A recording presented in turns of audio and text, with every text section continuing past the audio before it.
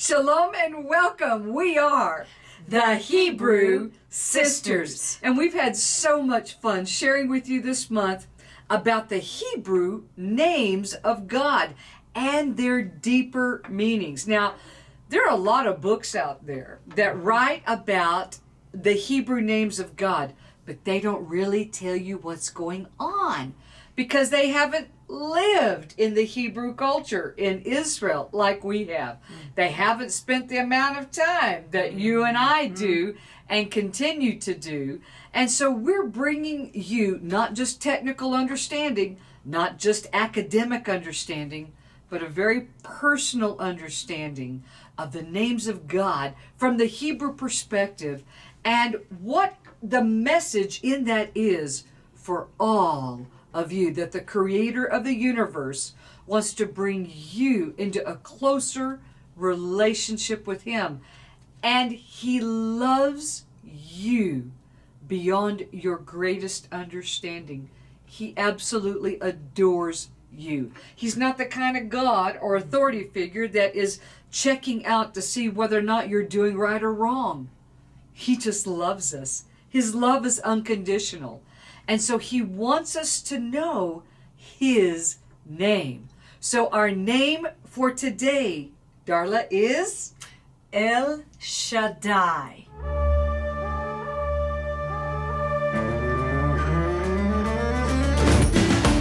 I love how you brought that out, that sometimes when you're going through and you haven't lived in the land, perhaps you've only been there once or maybe never to the land of Israel, then if you were just to look up this name, El Shaddai, you see the definition is almighty, all-powerful. And I believe that's true for part of this name, perhaps El, which is the singular portion of Elohim, which it means truly, this is just talking about El, the one true, almighty, all-powerful God. But when you add Shaddai on, it brings in a whole different meaning, a whole different concept. Now, the living letters of this say that the all-consuming power opens the door for you to walk through to be set apart. There's a whole lot in that. So the all-consuming power opens the door. You have to walk through that door, but he's going to set you apart. It doesn't just mean that this is going to be all peaches and cream, okay?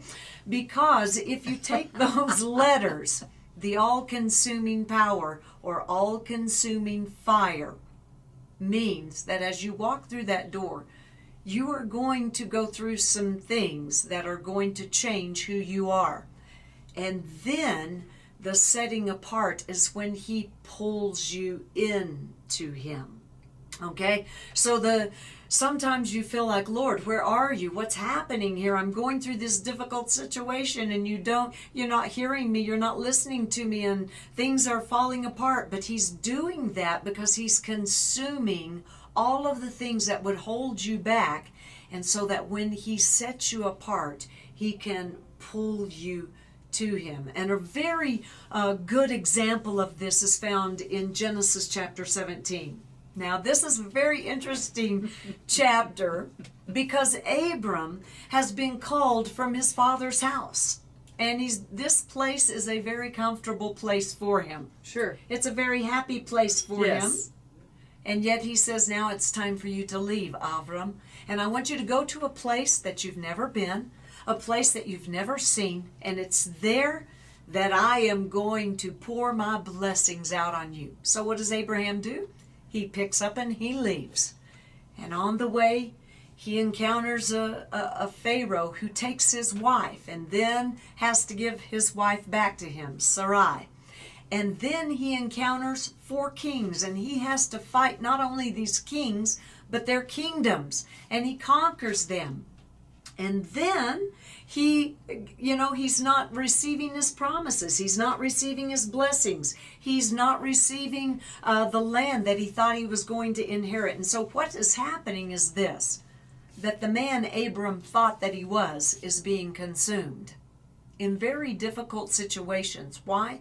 Because he's going to be brought forth as gold. So here we find in Genesis 17, one more difficult circumstance. Abraham appears before the Lord. It says that he is 99 years old. And he says to him, Abram, I am El Shaddai. Walk before me and be blameless. Now, he's 99, and he goes on and he begins to tell him that I'm going to bring you into covenant with me. I'm going to change your name. I'm going to change Sarah's name. But I'm going to bring forth a child, because at this point, at the age of 99, he still doesn't have a son. And he says, I am going to circumcise you. And so at 99, he is being circumcised, and that is very painful. But in this, he is setting him apart. Well, that is part of the reason that these names are so personal. Mm-hmm. It's not just to give you head knowledge. It's to bring your heart to the place where you are comfortable belonging at a deeper level to the Lord, who is El Shaddai. You know, that name El, it does mean Almighty. But let's think of it this way. The God who is in charge of the power systems of the universe. So good. The weather, the seasons, the waves on the sea, the wind, whether it's a gentle breeze or a tornado, the rainstorms, whether it's a gentle falling nourishing rain or it's a hurricane, the God who's in charge of the earth, how the earth rotates on its axis, the heat, the cold, earthquakes, the God who's in charge of all the energy systems that exists in our universe is still the God who wants to nurture and love you. Now, the name Shaddai also, Darla, means Shad is the Hebrew word for breast. So this God who's in charge of the power systems of the universe reaches for you and holds you on his heart like a mother does a baby that she's nourishing and feeding. That is El Shaddai. He wants to father you. He wants to nurture you. He wants to love you. And he wants you, as you go through your process of being changed, of being, maybe in a way we should say, upgraded, to come into the things, all the things that he has for you since he created you.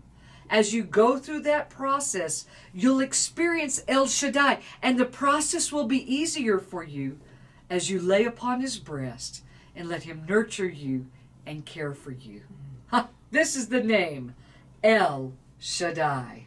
You know, it reminds me of, when a mother is nursing that child. Yes. And that child at a very young age has limited vision. They say about 6 to 12 inches.